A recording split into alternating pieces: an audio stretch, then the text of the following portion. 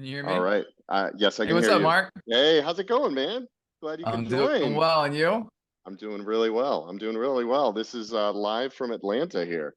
Nice. Yeah, I'm on a business trip here, and so I'm like, I just found a really sweet spot in the hotel lobby. This is really awesome. So Very cool. Well, it's yeah, nice to see good. you again. Yeah, good to see you too. Thanks for joining.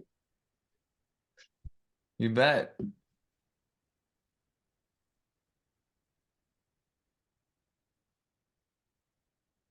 Okay, so all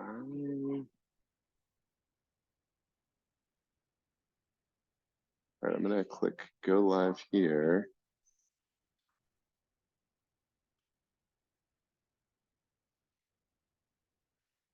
All right.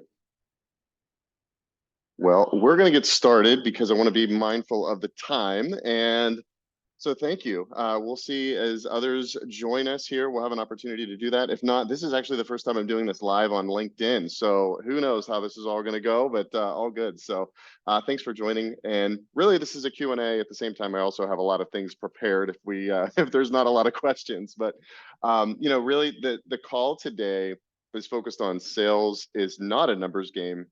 It's a relationship game. And obviously that's a little bit of a play on everything that we've always heard. Sales is just a numbers game. And obviously there's numbers and affected by that. And each one of those numbers in your CRM, in your whatever CRM you may use, is a contact. It's a human being. They've got needs, motions, goals, dreams, aspirations, all of those things. And so the idea here is, how do we start to look at this in a way that allows us to really begin to look at it from a relationship perspective? A comment that I regularly talk to my clients about is, how can you start to say no to the exact wrong clients so that you could say yes to the right clients?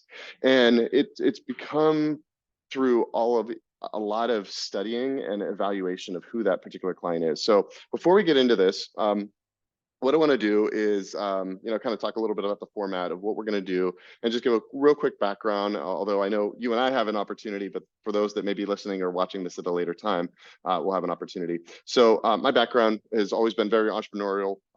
I started literally selling dice caps to my friends when I was like 11.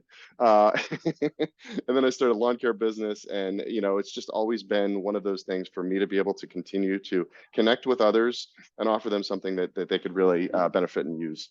I went into sales, spent a little over a decade in the advertising sales world, and then went into coaching and was a Tony Robbins trained coach. Did that for almost 5 years and had an opportunity to meet with a lot of different CEOs from all over the globe. And one of the biggest things about all of this is really understanding, how do we create sales? And I kind of have been really redefining sales in terms of business development, because it's business relationship development. And so that's really the idea of what I want to cover today. And then at the end of this, for those that, again, are live, I'll have an opportunity to send, if you want, a recap on some of the tools that we've talked about. I have a naming convention worksheet that you can get.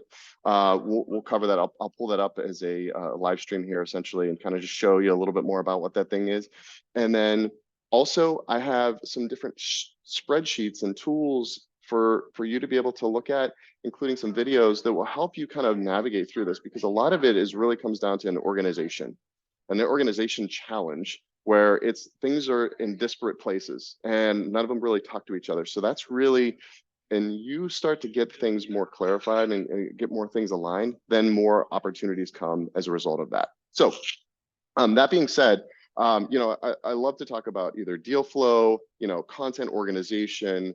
Really, how do I start to articulate any of these things? So what I'd love to do is kind of, again, I want this to be a Q&A session. So whatever it is, Scott, I know, obviously you and I had an opportunity to meet a number of weeks ago. I know you already do a lot of these types of things with your clients. So, this is probably more of a refresher for you. At the same time, what may be that for you, that either some of your clients are working with right now, that maybe not necessarily the specialty on the CRM piece, but what questions do you have either for your business or any of your clients?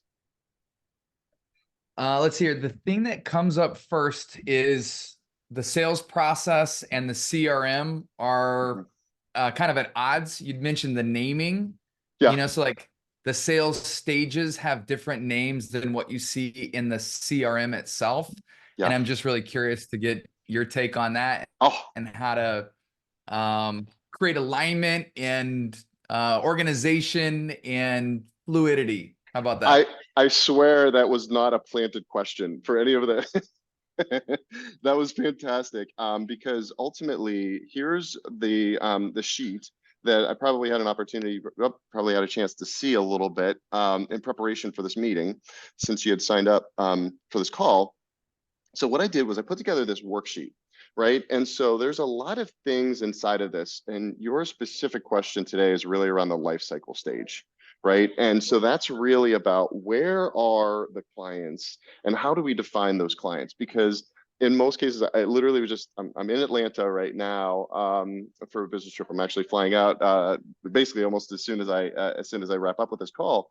And there was a question that was like, don't ask, like, are you using your CRM? And there was a comment like, don't ask, right? And it was just like, so many people are kind of stuck in that don't ask, because there's so many things in so many different ways, and no one really is clear on what things are. So of all of these different areas and all of these different quote unquote fields in your CRM, you can have source, you can have persona, lead status, and filters. And again, we can dig into any one of those. But what I'd like to talk about more specifically would be the life cycle stage, and then even a little bit more of an ancillary piece to this that would maybe be a little bit more advanced as lead status. So kind of to answer the first question that you have there is like, okay, so all of those things aren't necessarily clear, right? In terms of the client and knowing what to call things. Is that, am I hearing you correctly in terms of what that challenge is for your clients? Yeah, I Okay. think that's right. Okay, so you look at, there's, how do you define that? And a phrase that I came up with a little while ago was called rules for tools. Okay, and what are the rules that you're using for the tools that you're using? And so within that, when you look at, I don't know how many different clients of yours are doing marketing leads, right? And so they're doing Facebook ads or LinkedIn ads or whatever ads they may be. Is that being defined as a marketing qualified lead? Because there's really all these different naming conventions can be named differently, but you've got lead, you've got marketing qualified lead, you've got sales qualified lead, and you've got an opportunity. I mean, there's a number of other things that could possibly be inside of it. But ultimately, what I'm thinking about is, how do you start to define what a lead is, what a marketing qualified lead is, what a sales qualified lead is, and what an opportunity. And I'm just going to give you a little bit of a broad stroke here inside of that, and welcome Megan. And Megan has joined this. This is the third time, so thank you, Megan. You've actually connected to this the most of anyone here, so appreciate it. And Megan and I have known each other for a number of years. So ultimately, when we start to look at the lead, marketing qualified lead, sales qualified lead opportunity, how do you define what that is? So as I was just alluding to, if one of your clients is using Facebook ads or Google or Instagram or whatever, and people are clicking on to a landing page to fill out a contact form, you could do an integration inside of whatever CRM they may be using. And that could then become this marketing qualified lead. Now, a marketing qualified lead would be defined as something that you're doing as an inbound, right? Like, so marketing is kind of trying to bring this in.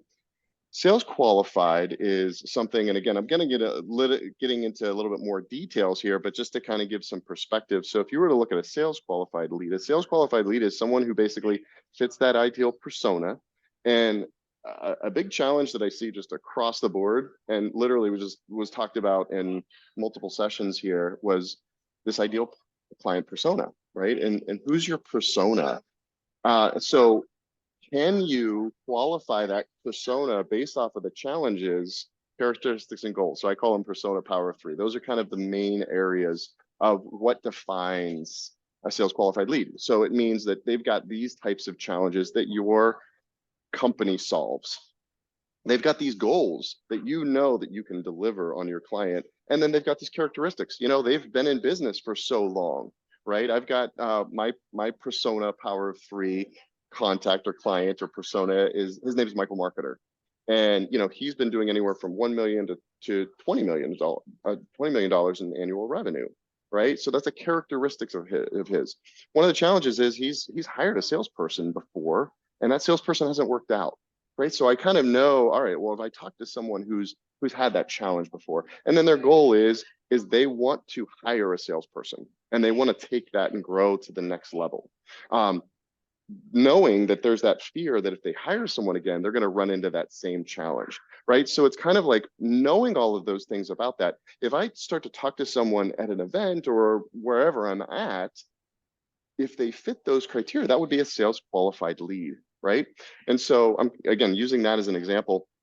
And then an opportunity is essentially someone that I have designated as someone that I've actually had a meeting with, right? And they've either set up a meeting or, we've had multiple meetings.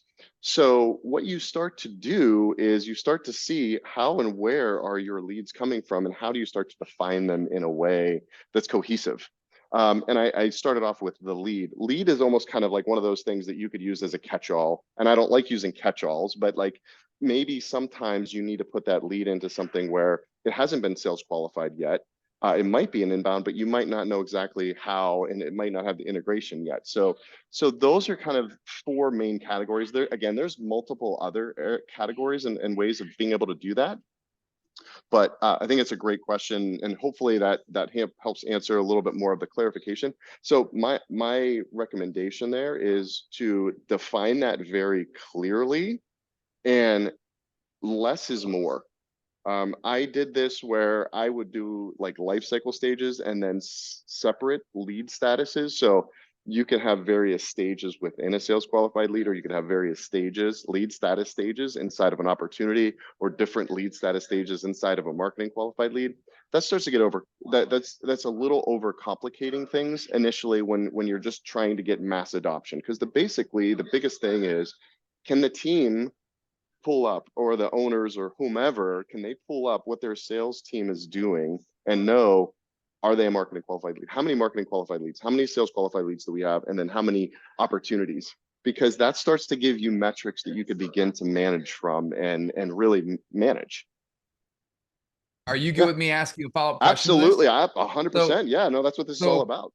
post that once they're defined as an opportunity, Yeah, is where I start to see in my client CRMs just a lot of really old, stale prospects that have been lost in the shuffle. gotcha. And so many of them I've noticed have these stage names that are kind of like more inward facing, Mm-hmm. like scoping, or Yeah, like, kind of this like dead zone of like waiting contract after a proposal has been sent. And so these prospects just sit there until they just sit there. yeah, right. Okay. So you're now referencing kind of those opportunities are now in a deal flow, from what I hear. Yes. Yes. Okay. And so my question is, like this, they have these inward, these like they're not stages, right? Like the sales process has stages, like a Correct. discovery meeting and a proposal Yep. presentation and a final proposal review. But they're allowing these prospects to fall into these black holes of Yeah. inward.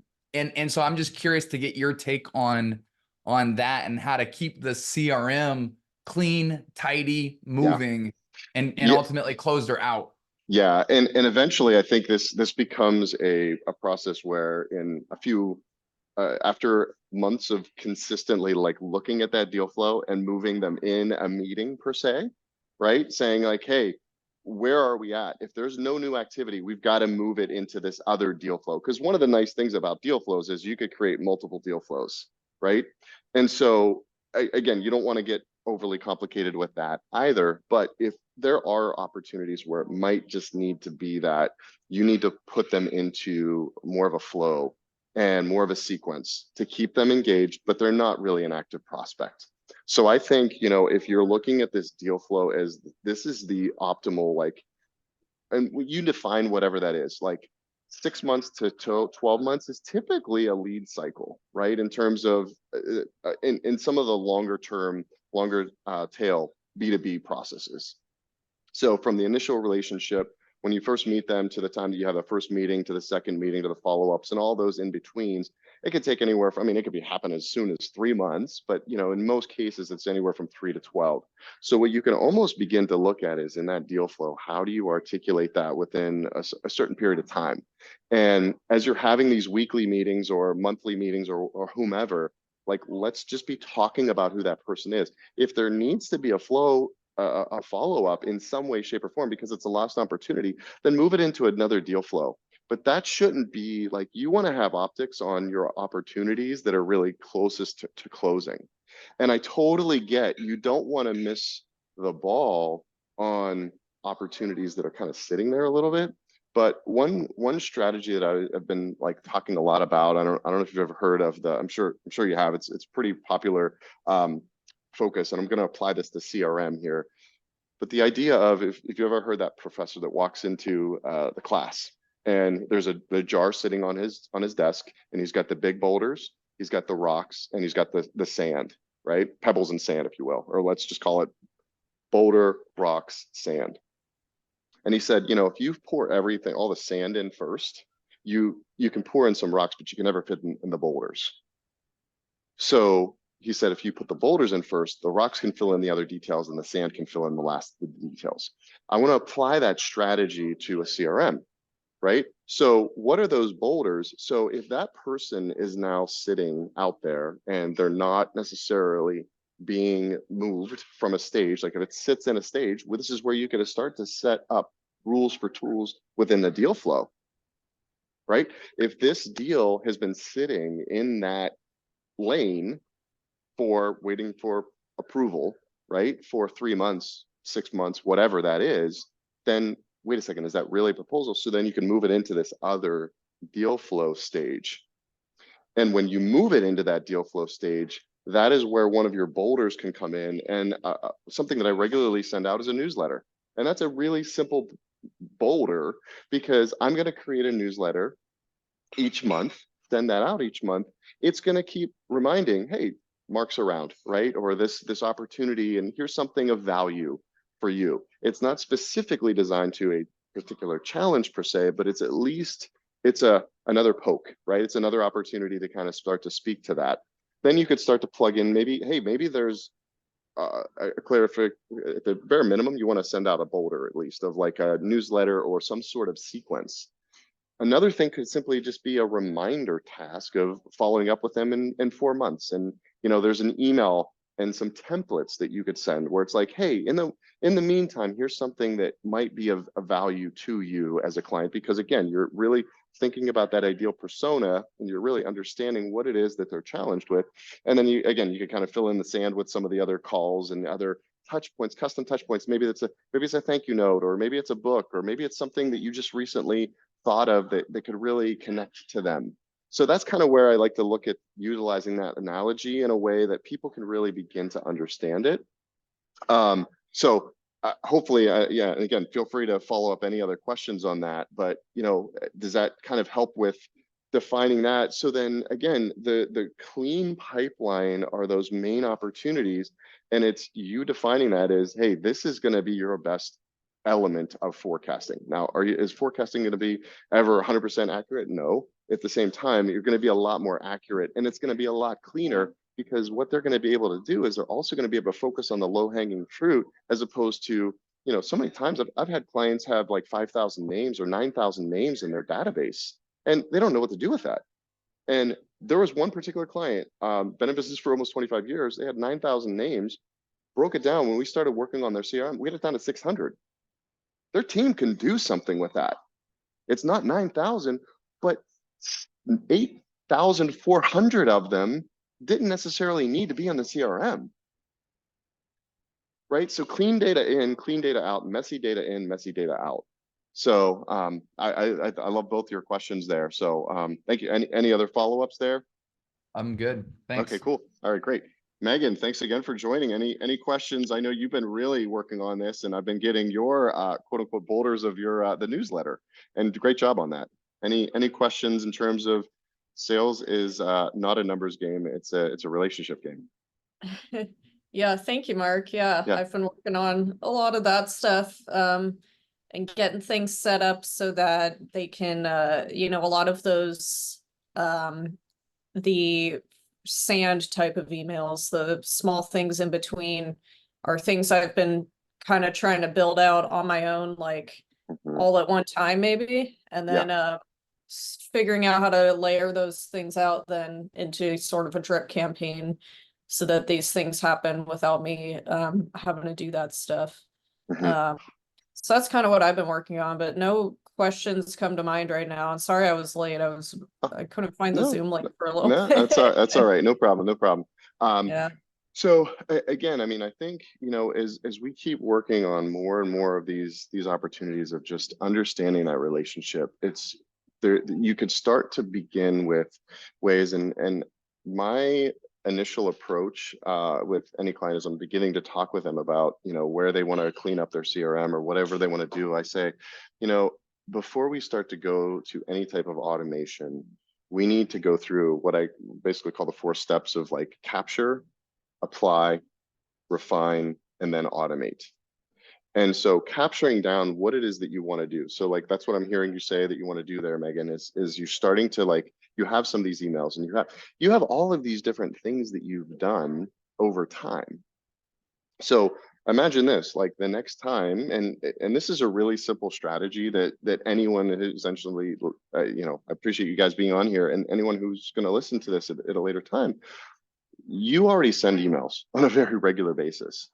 When you send something that you really like, my invitation to you is to have a BCC, just BCC yourself, put it into a folder that just says templates to add later. Take that from your inbox, move it into templates to add later.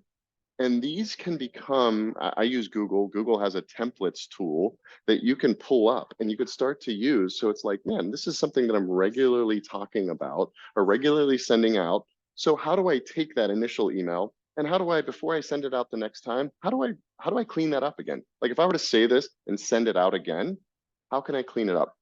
And then the more you do that, you iterate that on 4 or 5 different, 10 different times.